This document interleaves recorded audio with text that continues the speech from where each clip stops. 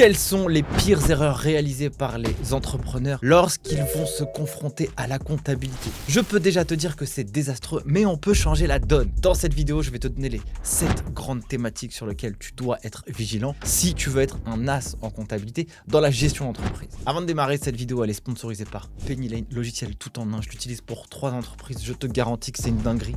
Je t'en parle plus tard dans la vidéo. Sans plus attendre, prends place et c'est parti.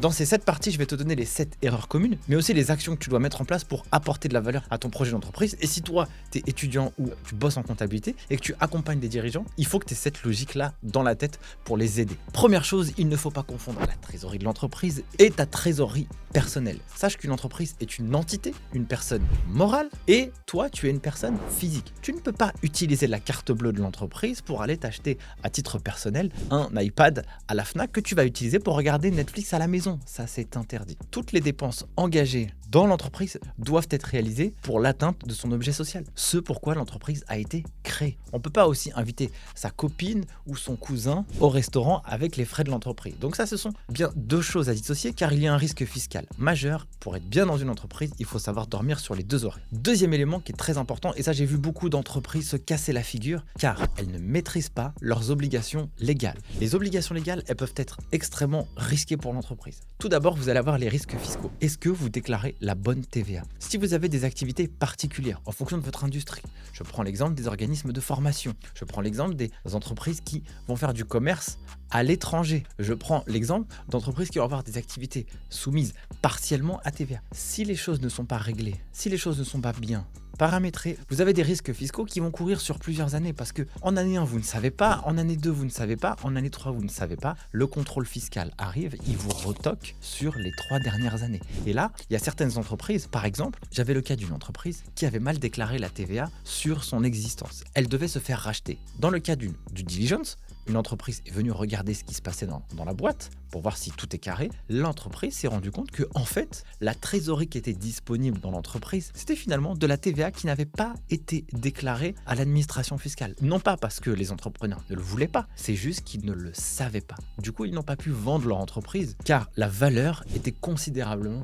dévaluée. Deuxième élément, ne pas connaître donc les liens avec son activité. Vous savez aussi des risques juridiques. Par exemple, si vous faites appel à des prestataires externes, il ne faut pas se taper dans la main et dire check. Si vous travaillez et collaborez par exemple avec des freelances, il faut signer des contrats de prestation de services. Si vous prenez quelqu'un qui fait du marketing pour vous, la création de contenu, la production vidéo, si vous prenez un développeur informatique qui vous développe du code pour vous, il faut s'assurer qu'il y a une cession des droits qui vous est attribuée à vous, commanditaire de prestation de services. Parce que si vous ne le faites pas, vous pouvez considérer que vous avez un risque juridique. Cela ne vous appartient pas, quand bien même vous l'avez payé. En réalité, il faut signer des contrats de prestation de services qui mentionnent la cession des droits. Demain, vous vendez votre entreprise, on vous demandera ça dans le cas du contrôle de la boîte. Et si vous ne l'avez pas, l'acquéreur ne pourra pas acheter votre produit, acheter votre boîte, car il y a un risque juridique. Là-dessus, il faut être très conscient. Vous avez également les normes RGPD sur lesquelles il faut être vigilant. Les obligations légales, ça peut être un gros frein dans le développement d'une entreprise. Bien les structurer dès le départ, pour ça il faut être accompagné.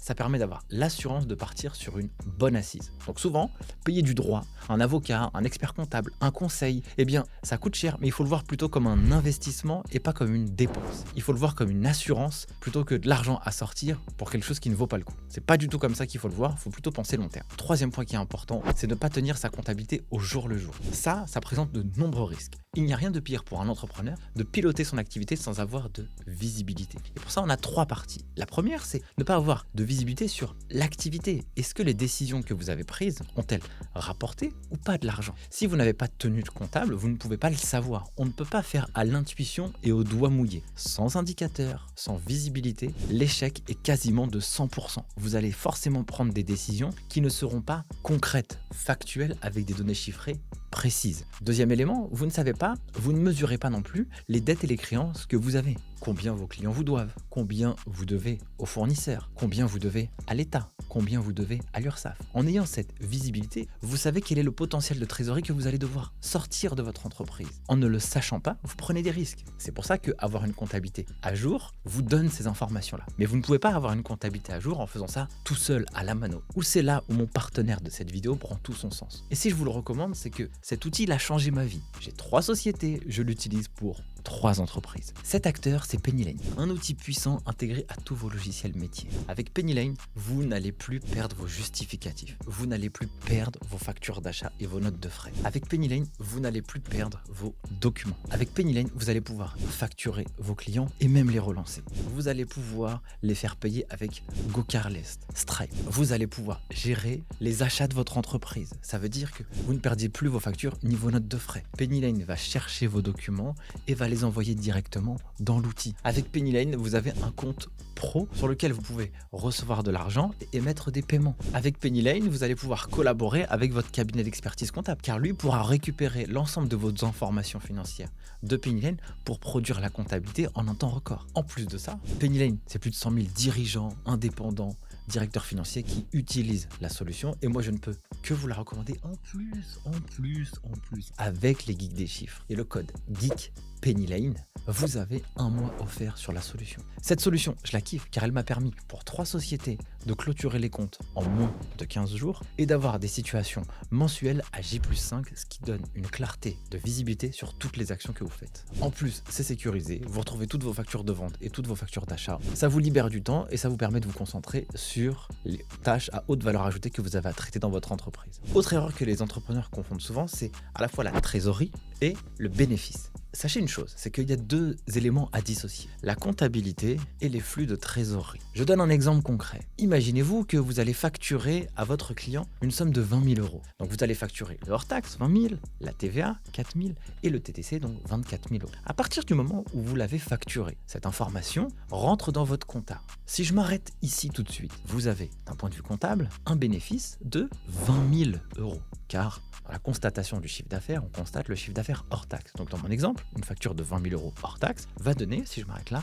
un bénéfice de 20 000 euros. Oui, mais tant que le client n'a pas payé, il n'y a pas d'argent dans la trésorerie. Si on prend cet exemple où il n'y a pas d'argent dans la trésorerie, vous avez 0 euros en compte bancaire, c'est pas parce que vous avez facturé que vous avez la trésorerie dans votre compte bancaire. Juste avec cet exemple précis, ça vous montre la distinction entre les deux. C'est pour cette raison qu'il faut être très vigilant à avoir de lecture dans ces sujets-là, parce qu'elles ne veulent pas dire la même chose, et donc il y a des décalages. Typiquement, si je continue mon exemple, vous avez une facture de la part d'un fournisseur qui arrive, 10 000 euros hors taxe pour faire simple. Et bien là, la différence entre les deux, vous avez vendu pour 20 000, vous avez acheté pour 10 000, la différence entre les deux vous donne un bénéfice de 10 000 euros. Oui, mais tout de suite, votre fournisseur exige de votre part que vous lui payiez ces 10 000 euros. Qu'est-ce qui va se passer? Vous allez lui payer de l'argent. Donc vous avez un bénéfice de 10 000 euros, 20 000 moins 10, ça fait 10 000. Et là, vous lui avez versé 10 000 euros. Donc, si vous n'aviez pas d'argent dans la banque, vous avez un découvert de 10 000 euros. Donc, dans ce cas d'usage, vous avez un bénéfice de 10 000 euros, donc vous êtes rentable.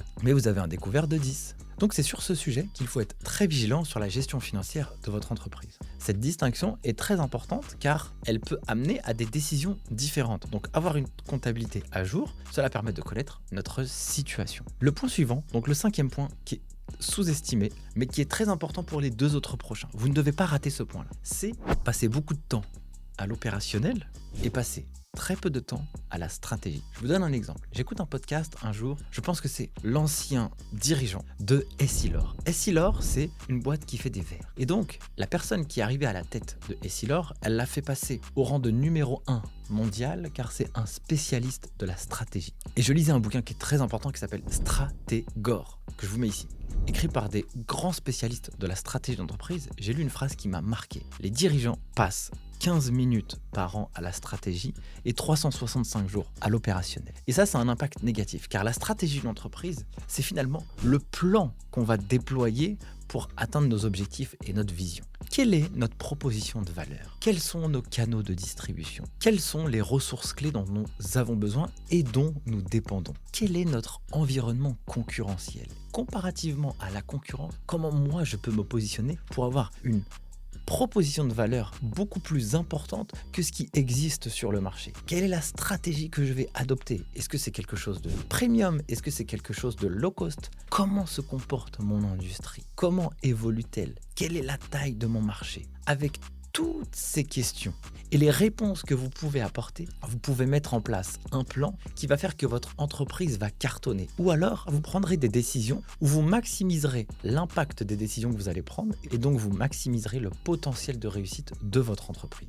Parce qu'une fois que vous aurez ça, vous allez mettre en place un plan d'action et vous allez l'évaluer et vous allez identifier quelles sont les ressources dont vous avez besoin. Ça peut être des ressources humaines, des ressources financières, des ressources matériel. Et ces ressources, vous devrez les financer. Et c'est intéressant parce que ça va vous permettre, un des autres points très importants, de mettre en place une stratégie budgétaire. Vous allez mettre sur papier votre plan. Et en mettant sur papier votre plan, petit ou énorme, vous allez pouvoir piloter vos actions en toute connaissance de cause. En étant freelance, on peut imaginer que notre taux moyen journalier est de 400 euros. Oui, mais imaginons qu'en fonction de la stratégie que je vais adopter, peut-être une proposition de valeur pour mon client beaucoup plus importante, je peux passer de 400 euros à 650 euros, 800 euros ou 1200 euros la journée. Eh bien, il faut que j'analyse aussi mon environnement concurrentiel. Pour facturer 1200 euros, qu'est-ce que je dois payer? Qu'est-ce que je dois mettre en place pour y arriver? Est-ce que j'ai besoin d'outils? Est-ce que j'ai besoin de personnes? Est-ce que j'ai besoin de compétences? Cela vous donnera de la visibilité et certainement cela vous permettra de prendre des décisions beaucoup plus